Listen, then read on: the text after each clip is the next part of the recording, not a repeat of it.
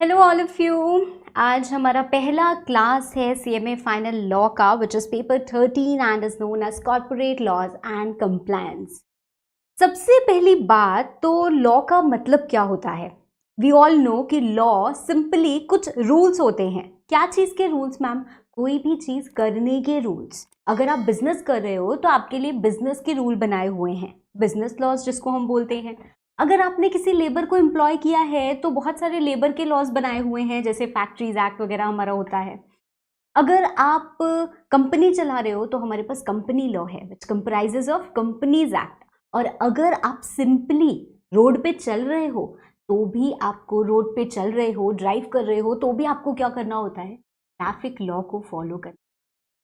हमारा ये जो पर्टिकुलर सब्जेक्ट है ना, सीएमए फाइनल लॉ, ये क्या है, थोड़ा सा मिक्स है। किसका मिक्स है? कुछ बहुत ज़्यादा इंटरेस्टिंग लॉज का मिक्स है, और ऐसे लॉज जिनको आप रिलेट कर सकते हो अपने रियल लाइफ में।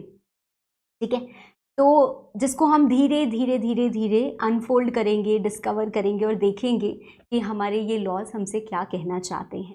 पर इससे पहले कि मैं ये सब्जेक्ट स्टार्ट करूं और एक एक कंसेप्ट को मैं आपको डिस्कस करूं और समझाऊं, थोड़ा सा पहले हम बात करते हैं कि हमारा अप्रोच क्या होगा या कैसे हम इस सब्जेक्ट को पढ़ेंगे। आपके मन में कई सवाल उठ सकते हैं कि मैम क्या करना चाहिए, क्या नहीं करना चाहिए, आप क्या पढ़ाएंगी, क्या हमको मिलेगा क्लास में। तो देखो, सबसे पहले अगर हम लॉ की बात कर रहे हैं ना, तो लॉ में पढ़ने में बच्चों को कुछ मुश्किलों का सामना करना पड़ता है। कैसी मुश्किलें? सबसे पहली मुश्किल ये होती है कि समझ नहीं आता है। बिकॉज बेयर एक्ट की चीज़ें अगर आप उठाओगे, अगर आपको पता है बेयर एक्ट, गुड इनफ। अगर नहीं पता है तो बस सुनते जाओ मेरी बात। बेयर एक्ट की चीज़ें आप उठाओगे तो डिफ़िकल्ट लैंग्वेज होती है, तो बड़ी आसानी से समझ में नहीं आती है कि क्या कहना चाहता है हमको लॉ। तो हमें क्या करना पड़ता है? उसको इंटरप्रेट करना पड़ता है। तो सबसे पहली चीज़, आपको पूरी क्लैरिटी मिलेगी हर एक कंसेप्ट की। आई एम वेरी श्योर कि अगर आप ध्यान लगा के, मन लगा के मेरे साथ जिस तरीके से मैं आपको पढ़ाऊंगी वो सुनेंगे सच्चे मन से, ऐसा नहीं कि आधे क्लास के बाद सो गए, बड़ा बोरिंग था, नींद आ रही थी, ऐसा कुछ ये सब नहीं चलेगा। ठीक है, तो पूरे ध्यान से, अगर नींद आ भी जाए, पूरी कोशिश करूंगी कि आपको कंसेप्ट्स में बांध के रखूं, बट अगर नींद आ भी जाए तो क्या करना है? उठ के थोड़ा सा मुंह धो लेना है and you have to come back. ठीक है, तो ध्यान से मन लगा के अगर आप पढ़ोगे तो क्या होगा? 100% कंसेप्चुअल क्लैरिटी। तो पहली चीज, प्रोविजंस जो समझने थे उसका प्रॉपर इंटरप्रिटेशन मिल गया। दूसरी प्रॉब्लम आती है कि मैम कुछ याद नहीं होता। तो याद करने की भी हम कोशिश करेंगे। याद करने के लिए देखो, कंसेप्ट से बंधना ज़रूरी होता है। जैसे आप एक से जब दूसरे कंसेप्ट पे जंप करते हो ना, तो प्रॉब्लम क्या होती है? पहले वाला समझ में आया था, पहला गया, या हम नेक्स्ट कंसेप्ट पे आए तो पुराना वाला हमारी मेमोरी से उड़ जाता है। बस ये नहीं होना चाहिए। इसके लिए आपको करना क्या है? आपको डेली रिवाइज करना है जो भी मैंने आपको बताया। जैसे हमारा अगर कोई ऑनगोइंग टॉपिक चलता है, अगर इतना बड़ा टॉपिक है और वो एक क्लास में कवर नहीं हो पाया और दूसरे क्लास पे भी जंप होता है, तो मैं कोशिश करती हूँ कि उस क्लास के पहले आपको एक क्विक रिकॉल दूँ कि हमने क्या पढ़ा था हमारे पुराने क्लास में। ठीक है, तो ऐसे क्या होता है, हम बंध जाते हैं उस कंसेप्ट से और हमें स्टार्टिंग से एंड तक वो फ्लो समझ में आता है। जैसे कभी भी बैलेंस शीट बनाई है, क्या होता है? जर्नल एंट्री में ये होगा, फिर लेजर में ये पोस्टिंग होगी, ट्रायल बैलेंस ऐसे बनेगा, वहाँ से पीएनएल में, और वहाँ से बैलेंस। तो ये जो आप दिमाग में पूरी चेन बना पाते हो ना, ऐसे आपको चेन बनानी है लॉ के कंसेप्ट की। कि अगर हमने कोई प्रोविजन पढ़ा है, उससे ये हुआ, उससे ये हुआ, वहाँ पे ये था, वहाँ पे ये था, ऐसा अगर आपने बना लिया ना, इंटरेस्ट भी आएगा, समझ भी आएगा, याद भी हो जाए। इसके अलावा अगर कोई टॉपिक ऐसा रह ही जाता है जहाँ पे एकदम रटने की ज़रूरत है और कोई ऑप्शन ही नहीं है, तो उस सिचुएशन में कहीं कहीं मैं आपको कुछ मेमोरी शॉर्टकट भी बताऊंगी, जिससे आपको चीज़ें जल्दी याद हों और ज़्यादा रिटेन रहें। ठीक है, अब वो आपके ऊपर निर्भर करता है कि आप उसको फॉलो करें या ना करें। ठीक है, तो सबसे पहली बात समझ में आएगा, दूसरी बात याद करेंगे, बिल्कुल याद करेंगे, और तीसरी बात जब लिखने की बारी आती है तो उसके लिए आपको कैसे लिखना है आपको मैं राइटिंग टिप्स दूंगी। इसके अलावा हम बहुत सारे क्वेश्चंस अपने क्लास में डिस्कस करते हुए चलेंगे। कैसे क्वेश्चंस मैम? प्रैक्टिकल क्वेश्चंस भी होंगे और यू कैन से सब्जेक्टिव क्वेश्चंस भी होंगे और ऑब्जेक्टिव भी होंगे, ताकि एग्ज़ाम देने के लिए आप पूरे तरीके से तैयार हो सके।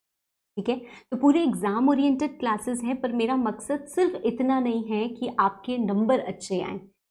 मेरा मोटिव ये भी है इन क्लासेस के थ्रू कि जो भी आप पढ़ रहे हो वो एक्चुअली आपको समझ में आए and you excel in that particular topic.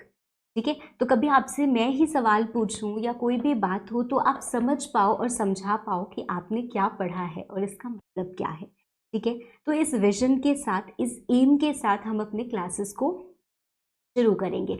जब आप ये पूरे क्लासेस कर लोगे, मुझे उम्मीद है और ऐसा विश्वास है कि आपके अंदर पढ़ने की, दैट इज़ रीडिंग स्किल्स, समझने की, दैट इज़ कॉम्प्रिहेंडिंग स्किल्स, याद करने की, दैट इज़ लर्निंग स्किल्स, और साथ साथ लिखने की, दैट इज़ राइटिंग स्किल्स, ये सारी स्किल्स डेवलप हो जाएंगी। ठीक है, पर आपको वो इंस्ट्रक्शन जो मैं देती हूँ वो फॉलो करते जाना होगा। पूरा सिलेबस हम उसी हिसाब से कंप्लीट करेंगे जिस हिसाब से हमारे इंस्टीट्यूट ने हमें प्रिस्क्राइब किया है। ठीक है, और ये एक बड़ा ही अच्छा सा कोर्स है, और मैं बोलूँगी कि आपका सिलेबस जो है ना वो बहुत वास्ट है। ठीक है, आपका सिलेबस जो है वो बहुत वास्ट है। अगर मैं सीए फाइनल से इसके सिलेबस को कंपेयर करूँ तो सीए फाइनल के बच्चों से आपको ज़्यादा पढ़ना है। सीएमए फाइनल में आपको सीए फाइनल के बच्चों से ज़्यादा पढ़ना है। तो फील प्राउड कि आप इतना कुछ पढ़ना है आपको, और इतना कुछ आप पढ़ने की क्षमता रखते हैं। You are capable, that is why आपको इंस्टीट्यूट इतना कुछ पढ़ा पा रही है। ठीक है, पर at the same time you can score high. ठीक है, तो आपको नंबर अच्छे मिलते हैं, आपका पेपर अच्छा होता है, सब चीज़ें अच्छी हैं, एंड आई वुड डेफिनेटली से कि स्कोरिंग इज, यू कैन से, इज नॉट सो डिफिकल्ट। ठीक है, तो जितना आपने अपने मन में डर बैठा के रखा है ना, ऐसा नहीं है। अपने मन से सारा डर निकाल दो, बड़े अच्छे नंबर आने वाले हैं। ठीक है, बस आपको साथ देना है और डेली बेसिस पे रिवाइज करना है। खूब सारे क्वेश्चंस को लिख लिख के प्रैक्टिस करना है। तो जो जैसे मैं बोलूँगी वो सब करते जाना है, और धीरे धीरे हम क्या करेंगे, पूरे इस सब्जेक्ट पे अपनी एक अच्छी ग्रिप बना लेंगे। ठीक है, कई बच्चे बोलते हैं, क्या कहते हैं, या आपने अक्सर सुना होगा कि कोई सिगरेट स्मोक कर लेता है या ड्रिंक कर लेता है बस एक आध दिन, एक दो दिन, और उसको बड़ा एडिक्शन हो जाता है। पर बच्चे बोलते हैं मैम हमारा सेल्फ कंट्रोल तो देखिए, 15 साल से ज़्यादा हम पढ़ रहे हैं पर आज तक हमको पढ़ाई से कोई एडिक्शन, कोई प्यार नहीं। राइट, वैसे भी बच्चे होते हैं, बट मैं यही बोलूँगी कि सीएमए डिग्री को अपना पैशन बनाओ। हर एक सब्जेक्ट, हर एक टॉपिक जो आप पढ़ रहे हो उसको ऐसे रिलेट करो अपनी प्रैक्टिकल लाइफ से, इतना इंटरेस्टिंग बनाओ कि वो अपने आप आपके अंदर एक पैशन जगाए, एक क्यूरियोसिटी जगाए कि हाँ मुझे ये और समझना है, मुझे ये और जानना है। तो जब ऐसा पैशन आएगा ना तो अपने आप क्या होगा, एडिक्शन हो जाएगा पढ़ाई से, जो कि बहुत ज़रूरी है, जो कि बहुत ज़रूरी है। तभी ज़िंदगी में कुछ अचीव कर पाते हैं हम। बहुत ऊपर ना वही लोग जाते हैं जिनके अंदर वो पैशन होता है। तो देखो, अगर आपको फोटोग्राफी बहुत पसंद थी या सिंगिंग बहुत पसंद थी या ऐसा कुछ था, तो आपका वो ही पैशन था, तो आई वुड से कि वो लाइन आपको परस्यू करनी चाहिए थी। और अगर किसी वजह से आप नहीं कर पाए हैं तो आपको क्या करना है, पूरा मन अब इसमें लगा। और अगर आपने अपनी मर्जी से ये फील्ड चूज़ की है तो कोशिश करो इसको अपना पैशन बनाने की। It's never too late. ठीक है, जब ये पैशन बन जाएगा ना, ये काम करना ऐसे पैशन बन जाएगा, ये सीखना पैशन बन जाएगा, तो बड़ा मज़ा आने वाला है। ठीक है, सिर्फ सुनने वाली बातें नहीं कह रही हूँ, सच में ऐसा करना है। ठीक है, सच में ऐसा करना है। अब बातें बहुत हो चुकी, और बातों से अच्छा होता है कि हम डायरेक्ट एक्शन पे आए। राइट, तो सबसे पहले हम जिस टॉपिक पे जाने वाले हैं या हम सब्जेक्ट स्टार्ट करने वाले हैं, उससे पहले मैं आपके साथ क्या डिस्कस करूंगी, थोड़ा सा कोर्स स्ट्रक्चर, ताकि आपको पता तो रहे कि इस पर्टिकुलर सब्जेक्ट में हम क्या पढ़ने वाले हैं और कैसे हमारा सब्जेक्ट डिज़ाइंड है। ठीक है, so my dear, CMA final law paper 13 corporate laws and compliance 3 section में डिवाइडेड है। Section a, section b, section c. Section a 60 marks, section b 25 marks, section c 15 marks. जोड़ के देख लो, पूरा हो गया, 100 मार्क्स का हो गया। ठीक है, अब सेक्शन ए में क्या है, कंपनीज एक्ट है और आईबीसी है। कंपनीज एक्ट हमको पूरी नहीं पढ़नी है, कुछ लिमिटेड सेक्शंस हैं जो हमें कंपनीज एक्ट के पढ़ने हैं, और साथ साथ आईबीसी है, that is insolvency and bankruptcy code. ये 50 नंबर का आता है और ये 10 नंबर का आता है, 50 and 10 ईच। ठीक है, अब हमारा सेक्शन बी है other corporate laws. Other corporate laws, corporate law हमारा कंपनीज एक्ट भी है और ये भी हमारे कॉर्पोरेट लॉज ही हैं। सो बेसिकली हमारा कितना पोर्शन कॉर्पोरेट लॉज से गवर्न है, और ये जो आप कॉर्पोरेट गवर्नेंस पढ़े हो ये भी कॉर्पोरेट है। So basically everything that we are reading is for corporates, is for corporates. तो हमारा पूरा CMA फाइनल लॉ क्या है, कॉर्पोरेट लॉज ही है। ठीक है, कॉर्पोरेट लॉज ही है। हमको किसी और, जैसे हमको पार्टनरशिप का कोई लॉ नहीं पढ़ना है, हमको LLP का कोई लॉ नहीं पढ़ना है, although LLP is also a body corporate. ठीक है, तो हमको ये सब क्या करने हैं, कॉर्पोरेट टाइप के लॉज ही पढ़ने हैं। आईबीसी में आप थोड़ी चीज़ें और भी पढ़ोगे। अदर कॉर्पोरेट लॉज में हमें बेसिकली ये 5 चीज़ें पढ़नी है। सबसे पहला आता है सेबी से जुड़े लॉज। सेबी से जुड़े लॉज मतलब हमको सेबी एक्ट पढ़नी है, हमको SCRA पढ़ना है, सेबी की गाइडलाइंस। कंपटीशन लॉ की अगर हम बात करें तो इसमें सिर्फ और सिर्फ एक एक्ट है, कंपटीशन एक्ट। फेमा की अगर हम बात करें तो फेमा के एक्ट है हमारे पास, कुछ रेगुलेशंस हैं इससे जुड़े हुए। बैंकिंग की अगर हम बात करें तो इसमें हमें 3 एक्ट्स पढ़नी है, banking regulation act, SARFAESI which is all about securities, and PMLA prevention of money laundering act, जिसमें बैंक्स का काफ़ी मेजर रोल होता है।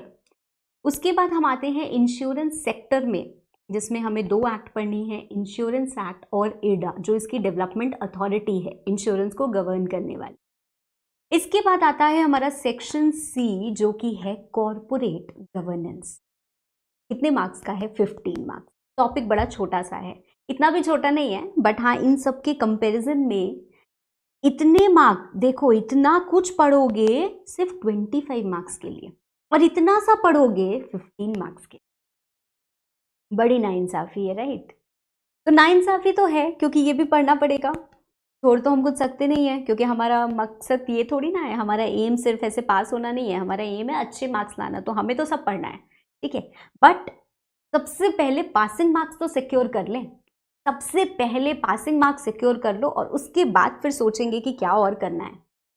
तो ये एक ऐसा एरिया है जहाँ पे ऐसे हम मार्क्स फेच कर सकते हैं, कम पढ़ के ज़्यादा नंबर मिलते हैं। तो सबसे पहले मैं इसी को शुरू करूंगी, और फर्स्ट टॉपिक हमारा कॉर्पोरेट गवर्नेंस ही होगा, डिस्पाइट द फैक्ट कि I want you to know certain things about companies. जब आप कंपनीज के बारे में कुछ चीज़ें जान लोगे तो आपको कॉर्पोरेट गवर्नेंस शायद बेहतर समझ में आए, फिर भी मैं इसी को पहले शुरू करूंगी। अब इसका मतलब ये नहीं, अरे मैम समझ नहीं आएगा तो पढ़ के क्या करेंगे, समझाने के लिए मैं हूँ, आप समझने वाले हो। ठीक है, तो आप इस चीज़ की एकदम भी चिंता नहीं करिए कि क्या समझ में आएगा और क्या नहीं समझ में आएगा। ठीक है, तो ये हम पहला टॉपिक शुरू करेंगे और क्विकली अपने 15 नंबर तो सिक्योर कर लेंगे। ठीक है, और बहुत ज़्यादा इससे आपके केस स्टडीज़ वगैरह नहीं बनते हैं, because this is a theory chapter. तो हो सकता है स्टार्टिंग में ही मैं आपको ये पढ़ाऊँ तो आपको लगे इतना बोरिंग है, although I have told you passion बनाओ, सब इंटरेस्टिंग लगेगा। ठीक है, पर दिस इज़ वेरी स्कोरिंग। ठीक है, तो अगर आपको पता होता है कि कोई कड़वी चीज़ है पर हेल्थ के लिए बड़ी अच्छी है, तो वो भी आप लेने के लिए तैयार हो जाते हो ना, तैयार हो जाते हो, specially when you are a threat. तो इसीलिए ऐसी ही कड़वी चीज़ समझ के इसको पी लेना है। सबसे पहले हम क्या डिस्कस करने वाले हैं, कॉर्पोरेट गवर्नेंस। ठीक है, इतनी बातें क्लियर हैं, तो अब हम बढ़ते हैं आगे। सबसे पहला हमारा chapter corporate governance.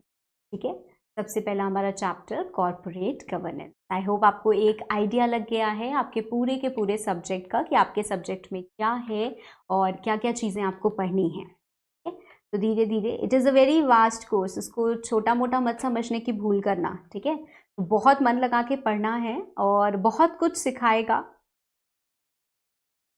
So, shall we begin? Shall we begin? I want कि ऐसा ही आपका एकदम हाई स्पिरिट रहे और इसी में हम पढ़ाई करते रहें. तो सबसे पहला टॉपिक हमारा कॉरपोरेट गवर्नेंस. कॉरपोरेट गवर्नेंस, ये सब क्या लिखा हुआ है क्या नहीं है, हमें कुछ नहीं पता.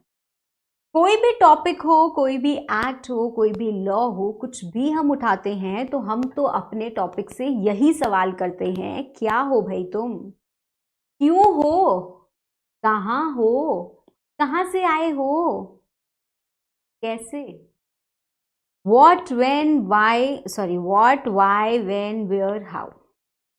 So if we address these basic issues, we'll have that overview or the structure of corporate governance. सबसे पहला सवाल, what do you mean by corporate governance? Corporate governance का आखिर मतलब क्या होता है, और दूसरा सवाल है कि क्यों कॉरपोरेट गवर्नेंस की जरूरत है. कॉरपोरेट गवर्नेंस, गवर्नेंस का मतलब क्या होता है. Corporate, you all know what is corporate ना. गवर्नेंस का मतलब क्या होता है, गवर्न करने वाला, डायरेक्ट करने वाला, कंट्रोल करने वाला. तो कॉरपोरेट को डायरेक्ट करने वाला या कॉरपोरेट को कंट्रोल करने वाला या कॉरपोरेट को गवर्न करने वाली कुछ पॉलिसीज को हम कॉरपोरेट गवर्नेंस बोलते हैं.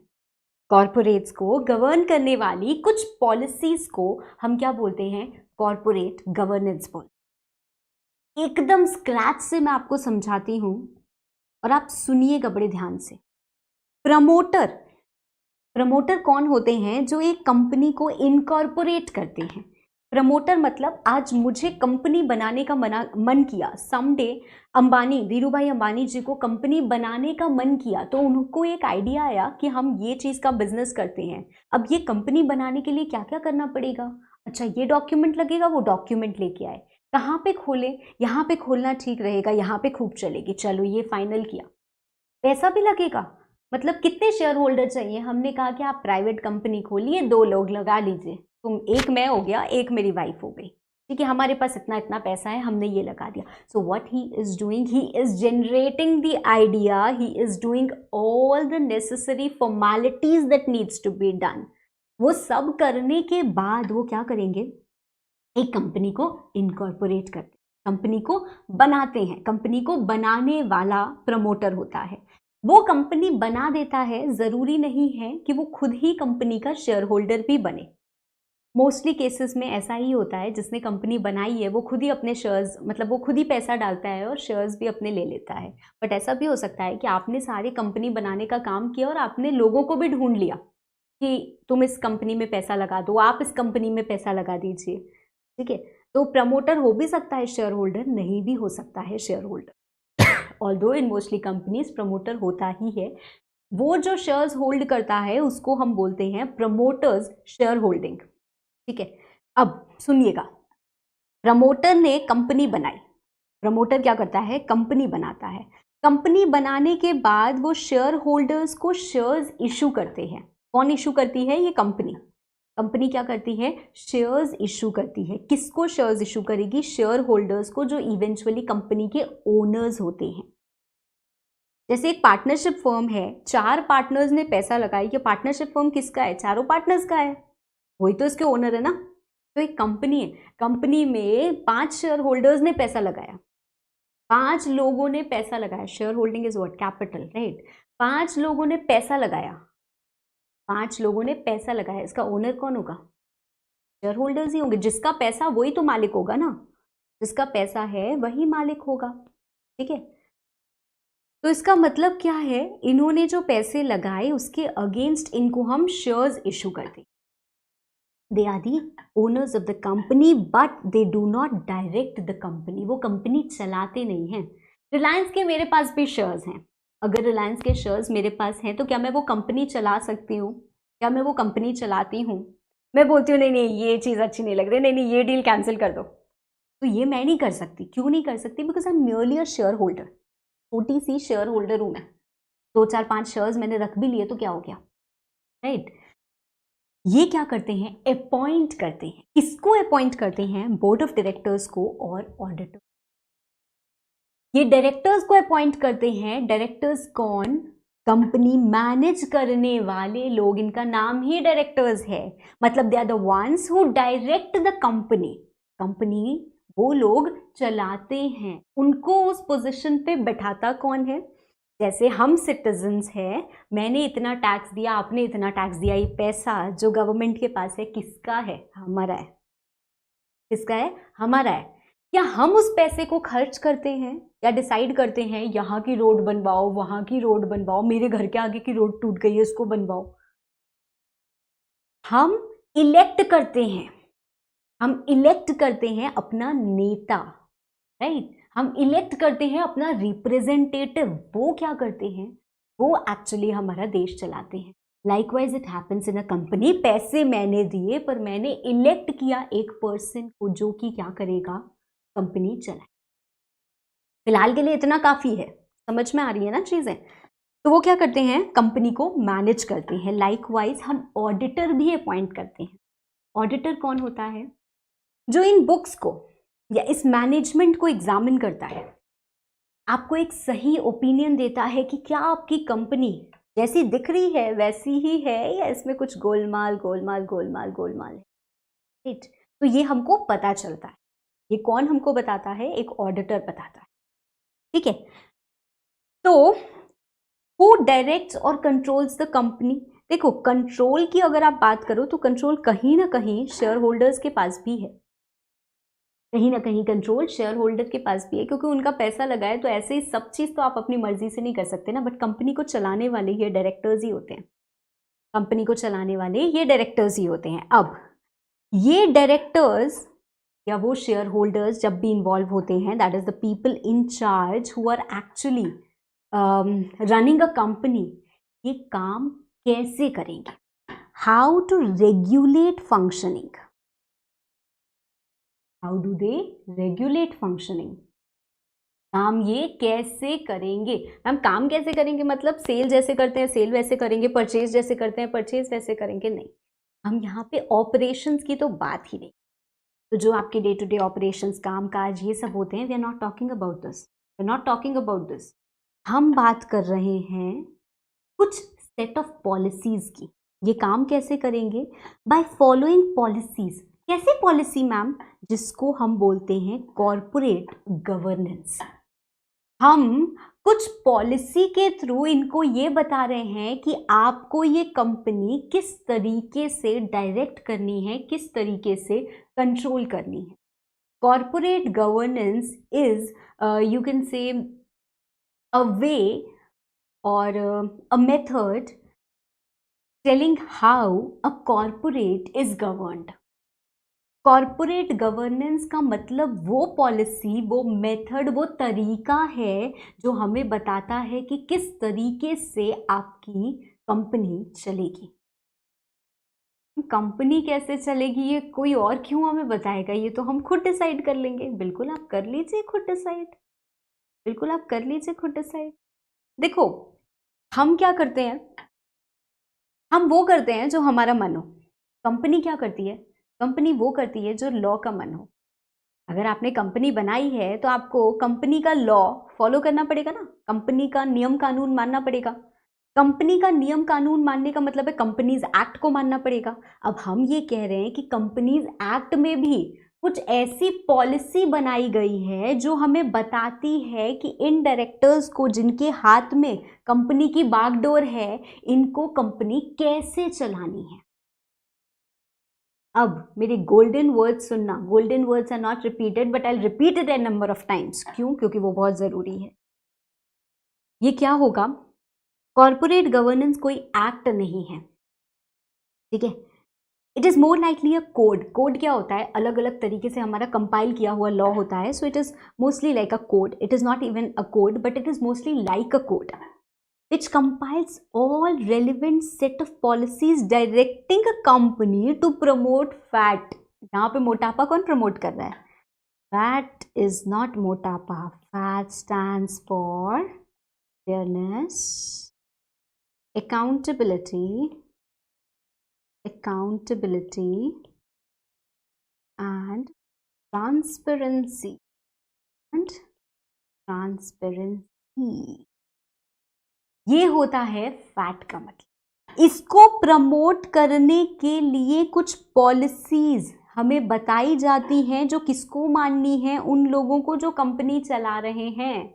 आपको कंपनी इस तरीके से चलानी है कि you have to follow these policies, जिनको हम बोलते हैं कॉरपोरेट गवर्नेंस। कॉरपोरेट गवर्नेंस हम किसको बोलते हैं?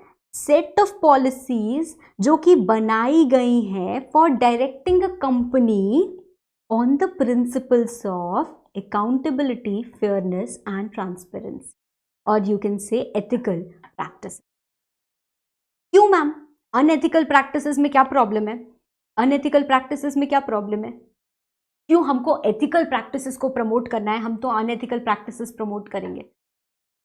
देखो, अनएथिकल प्रैक्टिसेस को प्रमोट करने के या अनएथिकल प्रैक्टिसेस को परफॉर्म करने के अपने कुछ नुकसान भी हैं, और फ़ायदे तो देखो it is all unfair means वाले फ़ायदे हैं। मैं आपसे सिंपल सी इतनी बात कहूँगी कि अगर मान लीजिए मेरा पैसा है, ठीक है, तो मैं उसको कैसे भी स्पेंड करूँ फ़र्क नहीं पड़ता, है ना।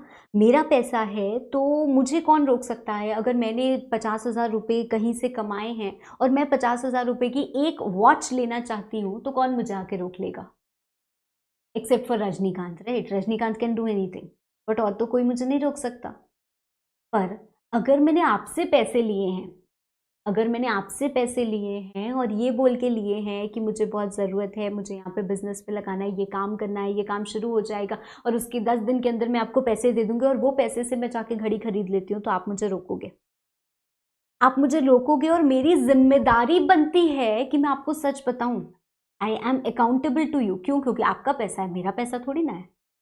तो जब एक कंपनी लोगों से पैसे उठाती है, लोगों का पैसा लेके बिजनेस को चलाने की कोशिश करती है, तो कुछ ऐसी पॉलिसीज कंपनी को जरूर फॉलो करनी चाहिए और इस तरीके से कंपनी को चलाना चाहिए ताकि ये चीजें कॉम्प्रोमाइज ना हो। ठीक है, मैं अभी आपको ना एक वीडियो दिखाऊंगी। ठीक है, मैंने एक बड़ा छोटा सा वीडियो बनाया है आपके लिए, और ये पहले आप देखो और इसको खूब एंजॉय करो, और उसके बाद हम डिस्कस करेंगे और उसके बाद we will come back and see कि क्या ज़रूरत है कॉर्पोरेट गवर्नेंस की। ठीक है, तो here it goes. Badmaash Company Limited is inviting people to subscribe to its shares. Come one, come all. I want to invest my money. Me too. Hey dude, I also want. So we have collected lot of money. Hey auditor. Hey, why do you look upset? Can we do something to hide this loss? We can definitely manipulate accounts.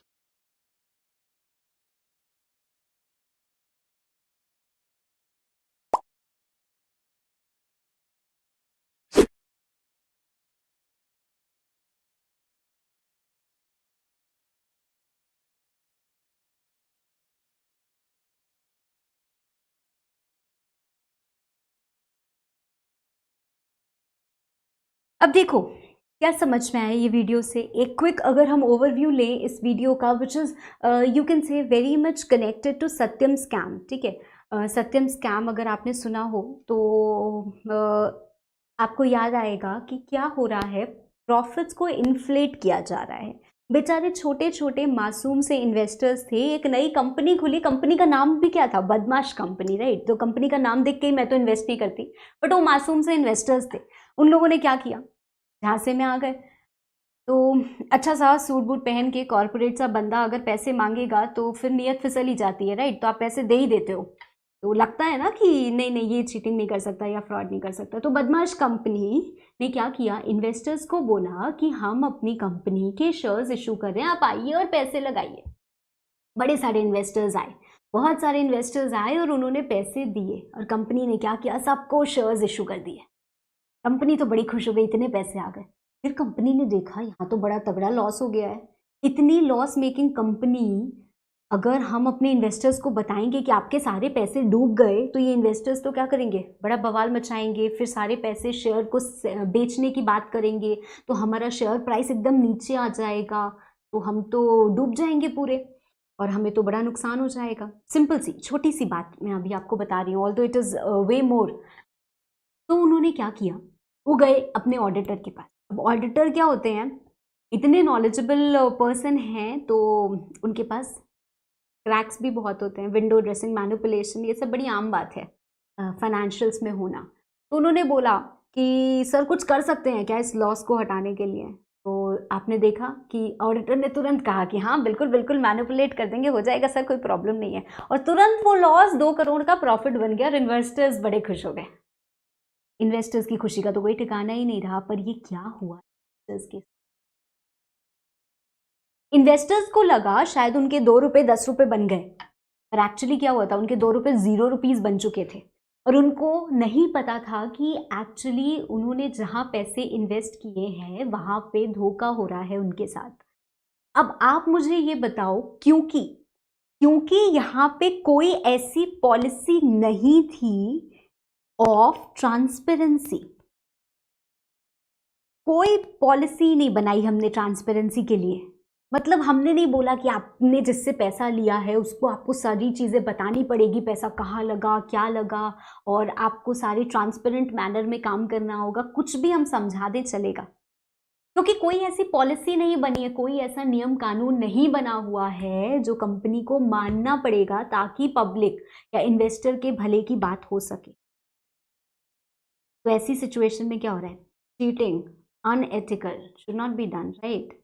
तो ऐसी situation में हमने कहा कि ऐसी policy लेके आओ यार, ऐसी पॉलिसी लेके आओ जिसकी वजह से कंपनीज ऐसा ना कर पाए। क्योंकि जब तक कोई भी चीज आप मैंडेटरी नहीं करते हो ना कि ये करना ही करना है, तब तक कोई नहीं करता है।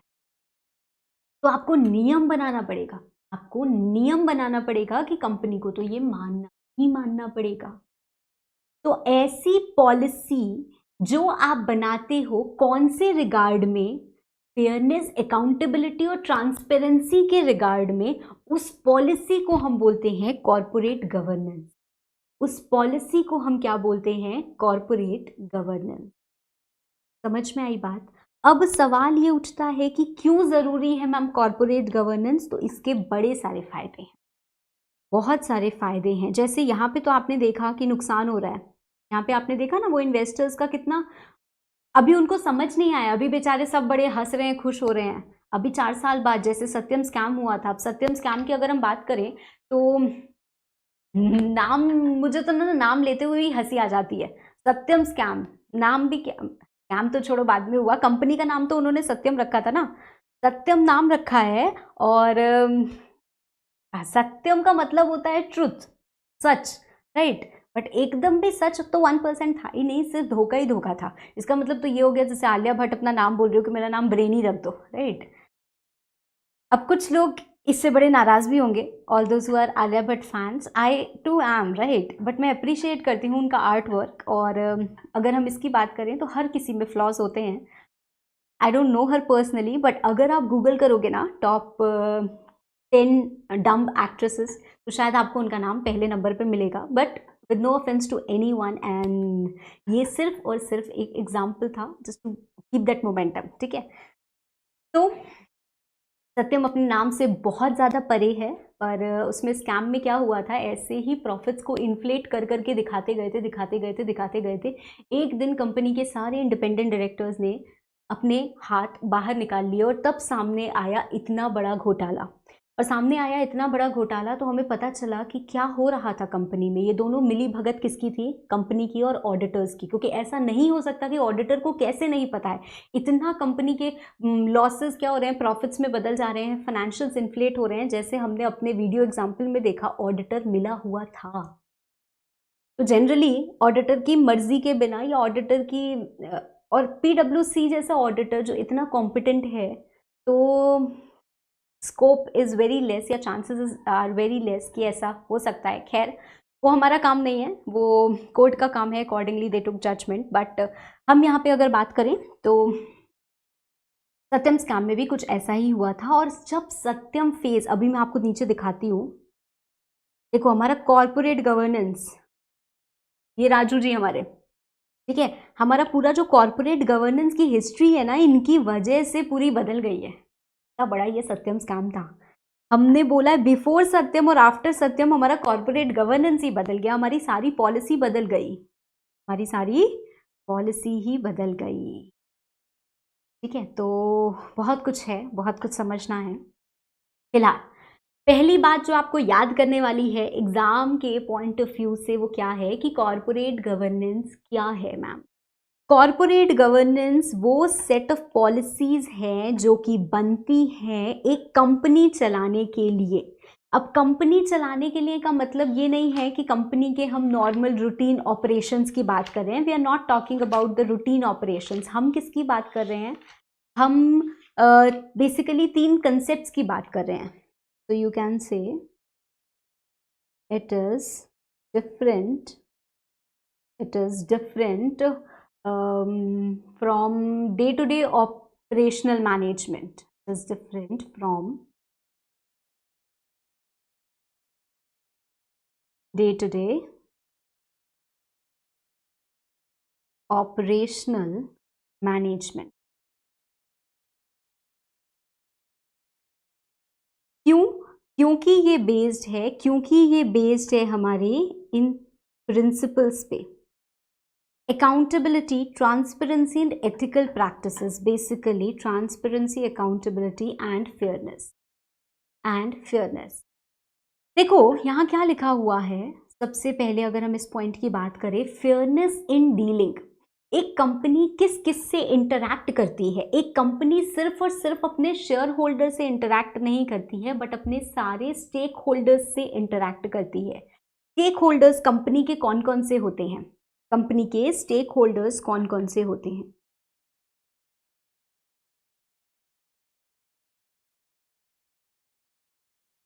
कंपनी के स्टेक होल्डर्स कौन कौन से होते हैं? कंपनी के खुद के एम्प्लॉयज, उनसे वो बातचीत करती है, हमारी गवर्नमेंट से वो बातचीत करती है, हमारे कस्टमर्स, एक कंपनी के लिए उसके कस्टमर्स भी बहुत इंपॉर्टेंट होते हैं, लाइकवाइज उसके सप्लायर्स भी बहुत इंपॉर्टेंट होते हैं, जहाँ से उन्होंने पैसा लिया है उनके लेंडर्स भी बहुत इंपॉर्टेंट होते हैं।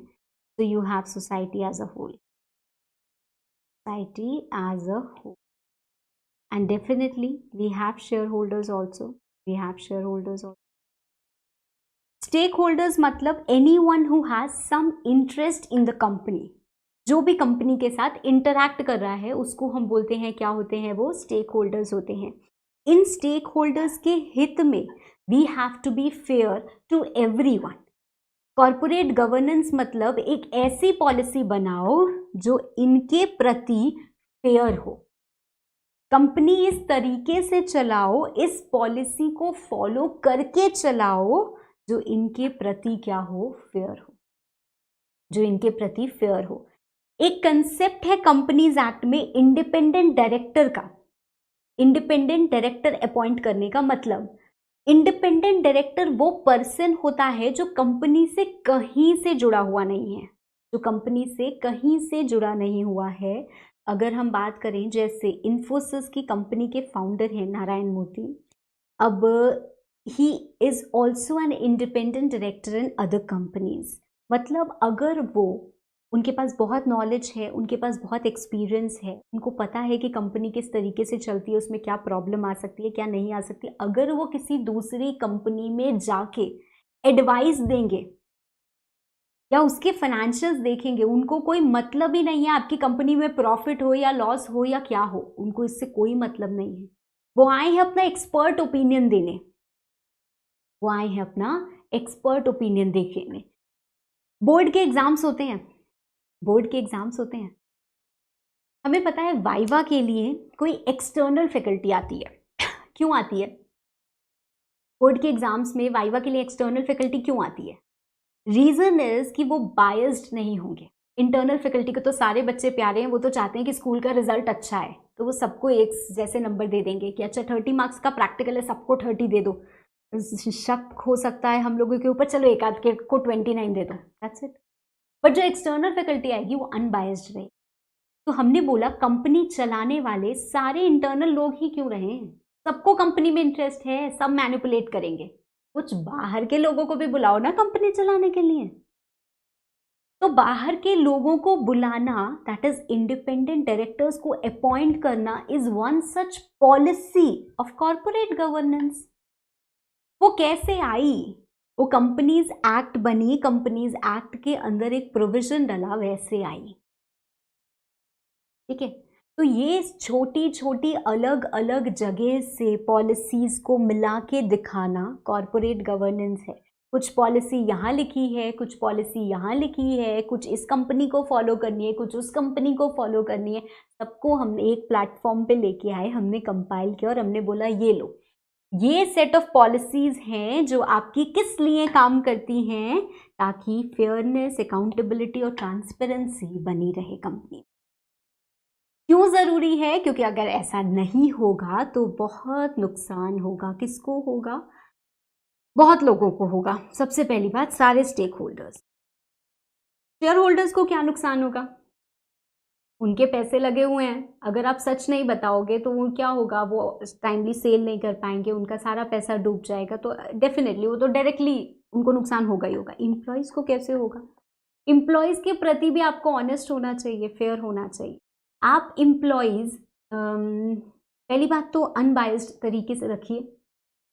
जैसे होता है ना, अरे सर मेरे बेटे की नौकरी लगवा दीजिए, हाँ हाँ भेज देना, लड़के को काम कर लेगा यहाँ पे, तो ये काम नहीं करना है ना, ये काम करोगे तो नहीं, ठीक है ना। फिर प्रॉपरली आप प्रमोट करिए, तो आपकी कंपनी के लिए भी अच्छा है, उस एम्प्लॉय के लिए भी अच्छा है। और एम्प्लॉयज़ का अगर आप इतना अच्छा वर्क एनवायरनमेंट रखेंगे तो क्या होगा, और एम्प्लॉय रिटेंशन होगा आपकी कंपनी में। गवर्नमेंट को टैक्स मिलता है, गवर्नमेंट को तो अपने टैक्स से मतलब है, राइट। तो कंपनी ठीक तरीके से फेयर मैनर में काम करेगी तो जितना टैक्स बनता है उतना टैक्स गवर्नमेंट के पास जाएगा। कस्टमर में क्या होता है, एक ब्रांड बनता है, एक रेप्यूटेशन बनती है। अब क्या होगा, सत्यम इतना बुरा हाल हो गया, या कोई भी ऐसी कंपनी आती है जिसमें हमें पता चले अच्छा इतना बड़ा घोटाला हुआ है, किंगफिशर, तो क्या होगा, आधा तो कस्टमर्स ही डुबा देंगे उस ब्रांड को। क्यों? क्योंकि उनको समझ में आएगा कि नहीं यार ये अच्छे लोग नहीं है, तो इनके ना तो हम प्रोडक्ट खरीदेंगे और ना तो हम इनकी सर्विसेज अवेल करेंगे, तो ब्रांड तो बहुत खराब होता ही होता है। सप्लायर्स, अगर आपकी क्रेडिट वर्दिनेस अच्छी है, आप टाइमली पेमेंट करते हैं, तो सप्लायर भी आपको माल सप्लाई करेंगे। लेंडर्स, बैंक आपको लोन कब देगा? बैंक आपको लोन कब देगा? जब आप ट्रांसपेरेंसी रखेंगे, डिस्क्लोजर रखेंगे, अकाउंटेबल होंगे, तभी देगा। ठीक है, तो ये सारी की सारी चीज़ें ज़रूरी हैं, क्योंकि हम एक सोसाइटी में रह रहे हैं और बहुत सारे लोगों से इंटरैक्ट कर रहे हैं। तो इन सब के साथ इंटरैक्शन के लिए we have to be fair towards all our stake holders, we have to be accountable. देखो जिम्मेदारी तो लेनी पड़ती, किसी भी चीज़ में you have to take responsibility, you have to be accountable for your actions in life। हमेशा ये बात समझ लीजिए, तभी आप आगे बढ़ पाओगे। कोई भी काम की अगर आपको रिस्पॉन्सिबिलिटी दी हुई है, देखो मान लो मैंने आपको कहा कि ये ना नोट्स शाम तक तैयार हो जाने चाहिए, ठीक है, मैंने आपको कहा, अगले दिन आप मेरे पास आए, मैंने आपसे पूछा क्या नोट्स तैयार हो गए? आपने मुझसे बोला नहीं मैम अभी तो नहीं हुआ है, वो ना ये बहुत परेशान कर रहा था मुझे, इस वजह से मैं नहीं कर पाया। तो कोई बात नहीं, मैंने कहा आज हो जाने चाहिए। अगले दिन फिर आप आए, वो मैम उसकी वजह से मैं नहीं कर पाया था। तो you are not accountable for your action, मतलब आपके अंदर कोई अकाउंटेबिलिटी या कोई रिस्पॉन्सिबिलिटी नाम की चीज़ ही नहीं है। तो ऐसी कंपनीज लॉन्ग रन में फंक्शन नहीं कर पाती हैं। You have to be fair in all your dealings, you have to be transparent, मतलब transparent is directly related to disclosure, transparent is directly related to disclosure. मान लीजिए हमारा जो वीडियो एग्जाम्पल था उसमें अगर वो कंपनी खुद आके अपने इन्वेस्टर्स को बता देती, अपने इन्वेस्टर्स को अच्छे से समझा देती कि हम बहुत मेहनत कर रहे हैं, इस पर्टिकुलर रीज़न की वजह से हमको ये नुकसान हो गया है, but we are hoping we will recover this in the next year, तो शायद इन्वेस्टर्स नाराज़ नहीं होते। मैम नाराज़ तो अभी भी नहीं थे, अभी नहीं थे ना, वो वीडियो आधा ही है, वो पार्ट 2 अभी बाकी है, राइट, पिक्चर अभी बाकी वाला सीन है कि जब उनको पता चलेगा कि उनका क्या हाल हुआ है और प्रॉफिट नहीं, एक्चुअली इतना लॉस है, तब वो नाराज़ होंगे। और तब ऐसे नाराज़ होंगे कि they will feel cheated, they will feel cheated. अगर कोई खुद आके आपसे कह दे कि भाई वो मुझे ना, भाई नहीं सॉरी, अगर कोई खुद आके आपसे कह दे कि आई लाइक समवन एल्स, तो आपको शायद बुरा लगेगा, but you will move on, right. But अगर आप किसी और के साथ देख लो लाइकिंग समवन एल्स, तो यू विल फील चीटेड, तो तब धोखा हो जाता है, राइट। तो disclosure is very important, transparent manner में काम करो जो करना है। So we have certain benefits of corporate governance. क्या हमारे benefits होते हैं? पहला होता है financial stability. Financial stability हमको कैसे मिलती है? Financial stability हमको कैसे मिलती है, या economic growth हमारी कैसे होती है? अगर आप ट्रांसपेरेंट मैनर में काम करेंगे तो जो इन्वेस्टर्स होते हैं ना, उनका कॉन्फिडेंस बिल्डअप होता है, उनका कॉन्फिडेंस बिल्डअप होता है, तो वो आपके साथ जुड़ना चाहते हैं, वो आपके साथ जुड़ना चाहते हैं। देखो लॉसेस प्रॉफिट ऐसे ऊपर नीचे हो सकते हैं, बट जब हमें पता चलता है कि अच्छा ये पर्सन धोखा करता है, पैसे लेगा और पैसे लेके भाग जाएगा, तो वहाँ आप इन्वेस्ट नहीं करोगे, वहाँ आप इन्वेस्ट नहीं करोगे। पर आपको जहाँ पता है, जैसे हम बोलते हैं आज भी बहुत सारे लोग सरकारी बैंक में, गवर्नमेंट बैंक में पैसा रखना चाहते हैं, भले ही प्राइवेट बैंक आपको हाई रेट ऑफ रिटर्न दे रहे हो, क्योंकि आपको लगता है पता नहीं कब बंद हो जाए, तो इट इज़ बेटर कि हम गवर्नमेंट बैंक में ही रहे, क्योंकि हमें वो सेफ ऑप्शन है। तो जब आप इतने ऑनेस्टली काम करोगे तो कस्टमर्स को, इन्वेस्टर्स को आपके अंदर विश्वास डेवलप होता है। कॉन्फिडेंस आने से क्या होगा, उनको कॉन्फिडेंस आया। गवर्नमेंट बैंक में अगर मुझे कॉन्फिडेंस है, वो मुझे इंटरेस्ट 4% के हिसाब से दे रहे हैं मान लीजिए, और एक प्राइवेट बैंक है जो मुझे 6% के हिसाब से दे रहा है, फिर भी मैं यहाँ पे पैसे लगा रही हूँ। मतलब अगर आप गवर्नमेंट बैंक की सोचे तो उनको लोअर कॉस्ट पे फंड्स मिल रहे हैं कि नहीं मिल रहे हैं? क्यों? Because of that confidence they have instilled amongst the investor. तो इन्वेस्टर का जब कॉन्फिडेंस बढ़ता है तो कंपनी को पैसे रेज करने में प्रॉब्लम नहीं होती है, वो पैसे रेज कर लेते हैं, कम कॉस्ट पे रेज कर लेते हैं, तो ज़्यादा कॉस्ट भी नहीं लगती है, और क्या होता है फंड्स अलग रेज हो जाते हैं, तो फंड्स की उनको कभी प्रॉब्लम नहीं होती है, तो they are financially stable, they are financially stable. Lenders will be ready to provide them funds, investors will be willing to invest in their company, तो उनको प्रॉब्लम नहीं होती है, ठीक है। ब्रांड रेप्यूटेशन, आपका ब्रांड बढ़ता है, आपकी ग्रोथ होती है, साथ साथ कंट्री की भी ग्रोथ होती है। अगर आप इस तरीके से काम करते हैं, देखो कहीं पे भी कोई भी घोटाला हुआ है, कितने दिन चला है, ऐसे करके ऐसे आता है, पर अगर आप ऐसे ही चलोगे तो धीरे धीरे धीरे धीरे आप बढ़ोगे, राइट। सो ग्रोथ डेफिनेटली होती है, कैपिटल हमेशा मिलता है हमको, लॉन्ग टर्म इन्वेस्टर्स होते हैं, मतलब हमारे साथ जो जुड़ता है वो जुड़े रहता है, ऐसा नहीं बहुत जल्दी जल्दी स्विच नहीं करता है। अगर हमें लगता है कि धीरे धीरे कंपनी ग्रो कर रही है तो मैं उसके शेयर्स होल्ड करके बैठूंगी, इंट्राडे करने नहीं बैठूंगी मैं, ठीक है। मुझे पता है ये कंपनी के साथ जुड़े रहना बड़ी अच्छी बात है, ठीक है। कम कैपिटल, कम कॉस्ट पे हमें कैपिटल मिल जाते हैं, and definitely the share prices of the company increase, share prices of the company increase. अगर प्रॉपर अकाउंटेबिलिटी, फेयरनेस और ट्रांसपेरेंसी होती है एक कंपनी के ऑपरेशंस में, एक कंपनी के काम में, तो उसकी वजह से शेयर प्राइसेस बढ़ते हैं। क्यों बढ़ते हैं? क्योंकि इन्वेस्टर्स का कॉन्फिडेंस बढ़ता है।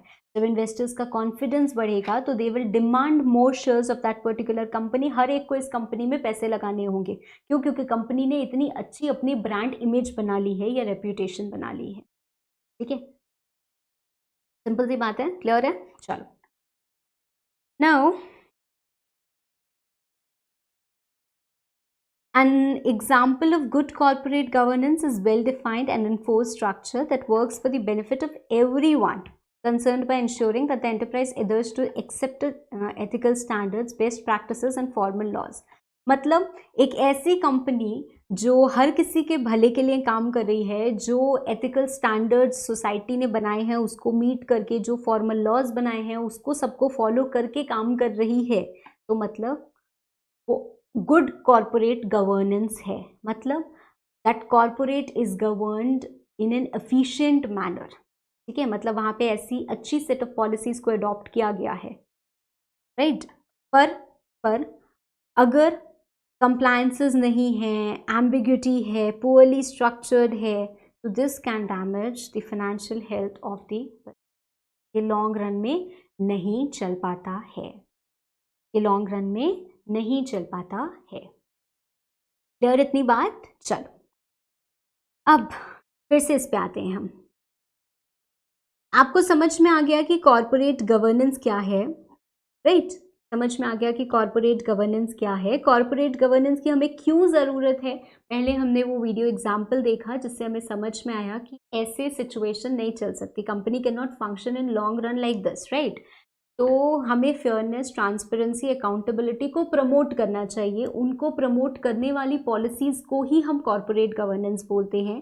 क्यों इसकी ज़रूरत है? क्योंकि इसके बहुत सारे फ़ायदे हैं, इसके बहुत सारे फ़ायदे हैं। क्या फ़ायदे हैं मैम? ये फ़ायदे हमने पढ़े।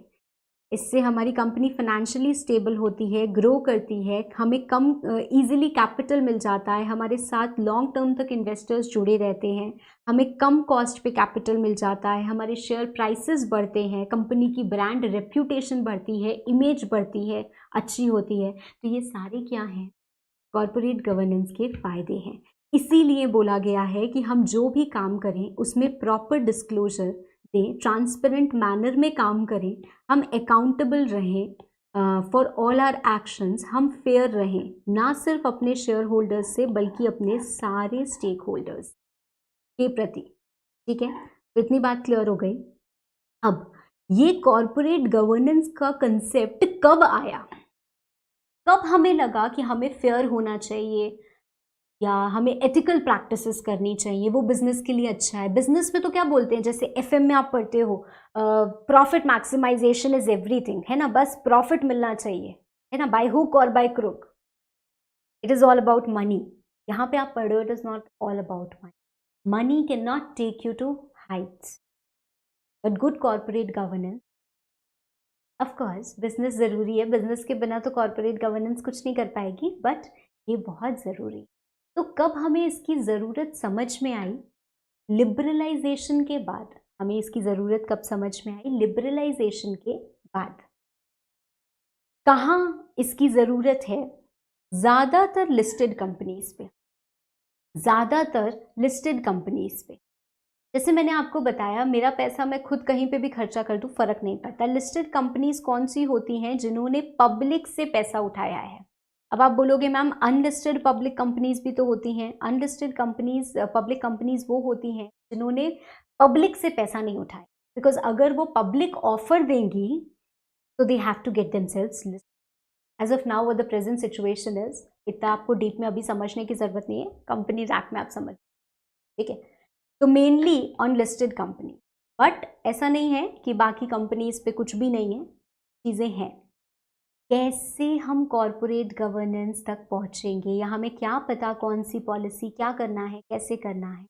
It is all given through legal framework. तो हमारे पास कुछ लीगल फ्रेमवर्क है, मतलब कुछ लीगल जगह हैं। जैसे मैंने आपको कहा कि कंपनीज एक्ट बोलती है इंडिपेंडेंट डायरेक्टर अपॉइंट करो। इंडिपेंडेंट डायरेक्टर मतलब कोई अनबायस्ड पर्सन आके देखेगा कि सब चीज़ ठीक चल रही है या चलाएगा तो ठीक ही चलेगी ना, क्योंकि उसको कोई मतलब नहीं है कंपनी से। तो वो कहाँ लिखा है? कंपनीज एक्ट में लिखा है। तो ऐसे बहुत सारे हमारे लीगल फ्रेमवर्क हैं जहाँ अलग अलग चीज़ें, अलग अलग पॉलिसी लिखी हुई है हमें कॉर्पोरेट गवर्नेंस से जुड़ी हुई। ठीक है, इतनी बात समझ में आई। तो अब हम आते हैं लीगल फ्रेमवर्क पे। अब हम कहाँ आते हैं? लीगल फ्रेमवर्क पे। लीगल फ्रेमवर्क में क्या है? कंपनीज एक्ट है, कुछ सेबी की गाइडलाइंस हैं, एक कुमार मंगलम बिरला रिपोर्ट है, कुछ अकाउंटिंग स्टैंडर्ड्स हैं और कुछ लिस्टिंग एग्रीमेंट। इतने जगह पे कॉर्पोरेट गवर्नेंस की बात हुई है। ठीक है, मतलब इसमें कुछ प्रोविजंस ऐसे डाले गए हैं जो इस कॉरपोरेट गवर्नेंस को फॉलो करने की बात कहता है, ठीक है। सेबी गाइडलाइंस, कुछ ऐसी गाइडलाइंस बनाई गई हैं जो पॉलिसीज ऐसी हैं which aims at promoting ethical practice. Policies, set of policies which company has to follow or which are made with an aim or with an intent to promote fat. किसको promote करने के लिए policy बनाई गई है? Fairness, accountability, transparency, ठीक है। ये 3 पिलर्स हैं बेसिकली कॉरपोरेट गवर्नेंस के। इसके अलावा अगर हम बात करें तो एथिकल प्रैक्टिसेस के प्रिंसिपल पे जुड़ी हुई कुछ पॉलिसी, मतलब एक कंपनी है, एक कॉरपोरेट है, तो उसको एथिकल प्रैक्टिसेस करनी चाहिए, अनएथिकल प्रैक्टिसेस नहीं करनी चाहिए। इसको अचीव करने के लिए कुछ पॉलिसीज बनाई गई हैं। कहाँ बनाई गई हैं? कुछ पॉलिसीज कंपनीज एक्ट में, कुछ पॉलिसीज सेबी गाइडलाइंस में, कुछ Kumar Mangalam Birla report, accounting standards. One by one will see this. एक एक करके हम इसको पढ़ेंगे और समझेंगे। सबसे पहले कंपनीज एक्ट। सबसे पहले क्या है? Companies act. देखो, कंपनीज एक्ट में मान लो मैंने एक कंपनी बनाई, मतलब कंपनी की प्रमोटर कौन हूं? मैं हूं। प्रमोटर कौन है? कंपनी की शिवांगी है। मैंने जब ये कंपनी बनाई तो मैं कंपनी में कुछ भी कर सकती हूँ। मैंने बनाई ये कंपनी, मुझे फंड्स चाहिए थे, मैंने बहुत सारे फंड्स लोगों से ले लिए, पर कंपनी किसने बनाई है? अब कंपनी अगर मैंने बनाई है तो आइडियली मुझे अपने मन का कर लेना चाहिए, मान लीजिए मेरे पास कंपनी के 30% शेयर्स हैं क्योंकि कंपनी मैंने बनाई है, और बाकी लोगों के पास कंपनी के 70% शेयर्स हैं, तो इसको हम बोलते हैं प्रमोटर्स होल्डिंग। तो हम क्या बोलते हैं? Promoters holding. और इसको हम बोलते हैं बाकी पब्लिक, आम जनता के पास जो मेरी होल्डिंग है। कंपनी मैंने बनाई, अगर सारे अधिकार मेरे पास होते तो इन लोगों के पास कोई से नहीं होता। क्या हो रहा है, क्या नहीं हो रहा है, जो शिवांगी का मन करेगा वो इस कंपनी में होगा। मेरा मन किया तो मैंने इस डायरेक्टर को अपॉइंट किया, मेरा मन किया इस ऑडिटर को निकाल दिया क्योंकि ये ठीक से मेरे मन की नहीं काम कर रहा है, तो मैंने इसको निकाल दिया। मेरा मन किया तो मैंने ये डील की, मेरा मन किया तो लॉस, मेरा मन किया तो। हमने बोला कि शेयर होल्डर्स का पार्टिसिपेशन है कंपनीज एक्ट में मैंडेटरी है। कंपनी के 4 ऑर्डिनरी बिजनेस होते हैं, declaration of dividend, appointment of directors, appointment of auditors, as well as adoption of financial statement. ठीक है, नहीं समझ में आ रहा है तो फर्क नहीं पड़ता है, ठीक है। आपको ये ज़रूरी नहीं है कि याद हो या ये आपको समझ में ही आए क्या ऑर्डिनरी बिजनेस है और क्या स्पेशल बिजनेस, डजंट मैटर। सुनो, इनके केसेस में क्या कहा, जैसे अगर कंपनी को डिविडेंड देना है, कंपनी को बड़े अच्छे प्रॉफिट्स हुए, कंपनी ने सोचा कि चलो 40% डिविडेंड दे देते हैं। मेरा मन किया कि 40% डिविडेंड दे देते हैं। क्या मैं अपनी मर्जी से 40% डिविडेंड दे सकती हूँ? Answer is no. कम से कम 51% लोग एग्री करेंगे तब डिविडेंड पास होगा। मतलब बोला गया है कि आपको ऑर्डिनरी रेजोल्यूशन पास कराना पड़ता है, मतलब सिंपल मेजॉरिटी। अगर 100 शेयर होल्डर हैं तो 51 अगर ये बोलेंगे कि हाँ डिविडेंड दे दिया जाए तो डिविडेंड दिलाएगा। मेरे पास तो शेयर होल्डिंग सिर्फ 30% की है ना, 30 के कहने पे नहीं दिलाएगा। मतलब कहीं ना कहीं कंपनीज एक्ट ने कहा कि ये जो प्रमोटर ग्रुप होता है, जो इतना डोमिनेंट पोजीशन होल्ड करता है, आपको मेरी बात समझ में नहीं आ रही होगी, बट अगर मैं यहाँ पे बोलूँ अंबानी है, मिस्टर अंबानी, तो मिस्टर अंबानी के हैंड्स में एक अगर he is controlling the company in such a way कि वो जो चाहते हैं वही होता है, तो फिर ये ट्रांसपेरेंसी डिस्क्लोजर का कोई मतलब नहीं रहा, तो फिर ये कॉर्पोरेट गवर्नेंस नहीं। तो हम यहाँ पे बोल रहे हैं, देखो अगर एक प्राइवेट कंपनी है, मेरे पास 99% शेयर्स हैं, तो हम बोल रहे हैं वहाँ पे तो कॉर्पोरेट गवर्नेंस का करोगे के भी क्या, इसीलिए तो मैंने कहा कि लिस्टेड कंपनी में कॉर्पोरेट गवर्नेंस चाहिए। तो यहाँ पे हम बोल रहे हैं कि share holders participate in the company, तो शेयर होल्डर्स पार्टिसिपेट करते हैं, इट इज़ अ स्टेप, और it is you can say ये कंपनीज एक्ट में प्रोविजन बनाना कि इसके लिए ऑर्डिनरी रेजोल्यूशन चाहिए, this is a policy only which is aiming to promote what you can say fairness, है ना, फेयर डीलिंग होगी, सही काम होगा। बहुत सारे केसेस में, और I can say maximum cases में, तो आपको स्पेशल रेजोल्यूशन चाहिए, मतलब 75% मेजॉरिटी चाहिए, 51% से भी काम नहीं चलेगा। मान लो मैंने 4-5 लोगों को पटा भी लिया कि मेरे हित में कर दो, मेरे फेवर में वोट कर दो, तो भी काम नहीं चलेगा। मैक्सिमम केसेस में 75% मेजॉरिटी चाहिए, तो शेयर होल्डर्स को बड़ी पावर दी गई है, ठीक है।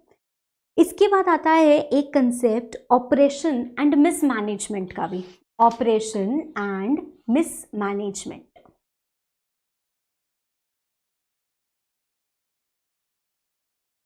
ऑपरेशन एंड मिसमैनेजमेंट का मतलब क्या होता है? Majority share holders minority share holders को ऑप्रेस कर रहे हैं क्योंकि वो कम है। हमारे देश में भी होता है ना, माइनॉरिटी को बोला जाता है बड़ा ऑप्रेस किया जाता है, हमारी बात तो कोई सुनेगा ही नहीं, हम इतने से हैं, हमारी वोट कोई मैटर नहीं करती, हमारी बात कुछ मैटर नहीं करती, राइट, हमें कुछ मिलता नहीं है। तो वही हाल कंपनी में भी हो सकता है माइनॉरिटी शेयर होल्डर्स का। मान लीजिए मेरे पास कंपनी के 30% शेयर्स हैं, कोई और पर्सन है जिसके पास कंपनी का सिर्फ 1% शेयर है, just 1% share of the company, तो क्या उसकी बात सुनी जाएगी? वो क्या करे?